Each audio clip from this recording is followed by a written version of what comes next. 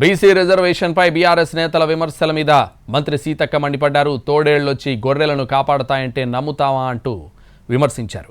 ఆ పార్టీ నేతలు బీసీల సంతోషం చూసి భరించలేకపోతున్నారని, అందుకే అపోహలు సృష్టిస్తున్నారని ఆగ్రహం వ్యక్తం చేశారు. బీసీలకు వచ్చే అవకాశాలు పక్కదారి పట్టించే పనిలో ఉన్నారన్నారు.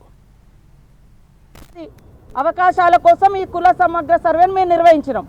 ఇవాళ వాళ్ళకి ఎక్కడ బీసీలకు పెరుగుతున్నాయో, ఎవరి వాటా ఎంత పెరుగుతుందో అని ఓఎస్ఎస్ ఫర్టిలిటీలో టెస్ట్, ట్రీట్మెంట్స్, థెరపీస్ అన్ని scientifically design in the good hands of science. Mummy daddy అవ్వాలంటే ఓఎస్ఎస్ కి కాల్ చేయండి. వీళ్ళు పాల్గొనలేదు. పాల్గొనలోళ్ళకు మాట్లాడే అర్హత ఉందా?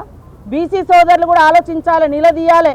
ఎందుకు వాళ్ళు పాల్గొనలేదు? వాళ్ళు అంటే దీన్ని తగ్గించాలనే కదా, ఈ యొక్క కుల సమగ్ర సర్వేను ఉనికిలోకి రానియకుండా చేయాలనే కదా. అలాంటి వాళ్ళు వచ్చి వాళ్ళు మాట్లాడుతున్నారు బీసీల కోసం. బీసీ సోదరులు అంతకుముందే మాట్లాడారు. తోడేళ్ళు వచ్చి గొర్రెలను కాపాడతామంటే ఎవరైనా గొర్రెలు నమ్ముతాయా? నేను గొర్రెనే కావచ్చు, కానీ నాకంటూ ఒకటి ఉన్నది. కానీ తోడేళ్ళ మీద డిపెండ్ అయి బతికే అంత దారుణమైన పరిస్థితి ఈ రాష్ట్రంలో ఏ వర్గాలకు లేదు. నువ్వు చెప్పిన దాంట్లో అయినా కూడా నాయన 23% ఓసీకి ఇచ్చినావు, 51% బీసీకి ఇచ్చినావు. మేము 56 పైన ఇచ్చినాం.